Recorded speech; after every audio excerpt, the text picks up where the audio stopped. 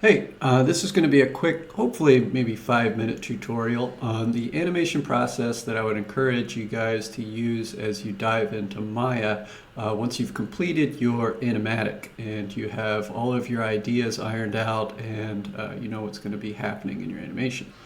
So here is kind of 4 phases of an animation that I made a few years ago for one of our games at work.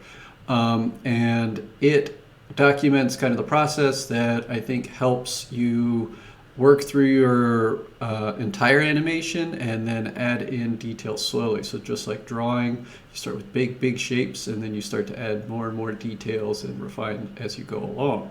The 4 things that I call it is basically just blocking, which is adding keyframes, timed blocking, which is adding moving those keyframes on the timeline to kind of tell your story more accurately. Then you have framed time blocking, which basically adds in camera angles and framing the character to go along with your new timing and your key poses. And then the final is just kind of smoothing everything out and adding in the eases and any other kind of in between or breakdown keyframes that you need to get the movement moving nice and smooth. So here you can see she's got a number of keyframes. I think it's maybe 15 or 16.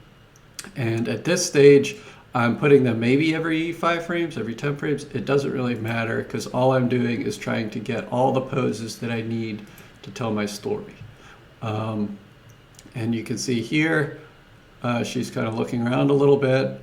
She then kind of sneaks backwards, turns her head to see where she's going to be going, and then looks back to kind of check behind her before then going upstairs. So those are all the actions that I tried to get across with my posing. Then this phase, I've added in no new keyframes. All I've done is slide them around on the timeline. But you can see just by adding in a little bit of timing, it completely tells a different story, where here you can see maybe she's kind of like thinking, looking around a little bit, and she sneaks backwards really quickly, but then she glances back for a second and then goes back upstairs.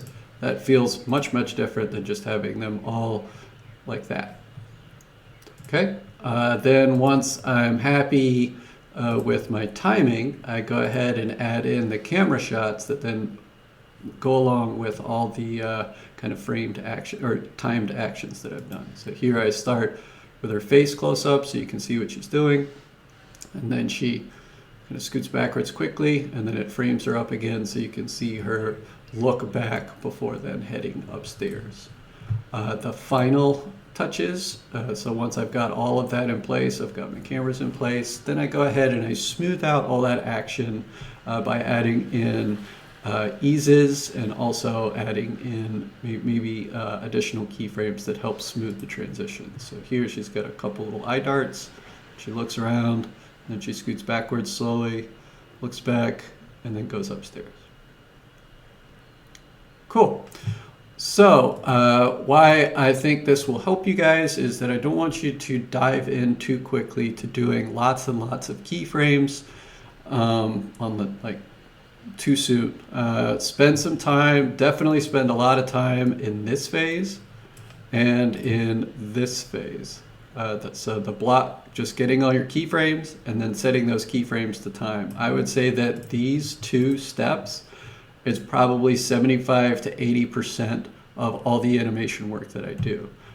These steps should go fairly quickly because this step you should have figured out in your animatic, and then this step you should have basically this is just going into your graph editor and smoothing things out. And if there's any like huge errors in your key poses and like it looks weird between the 2, then you just add in one more or 2 more key poses and then you should be good. Great. So if you guys have any questions, please email me and let me know if you need any further clarification. All right, thanks.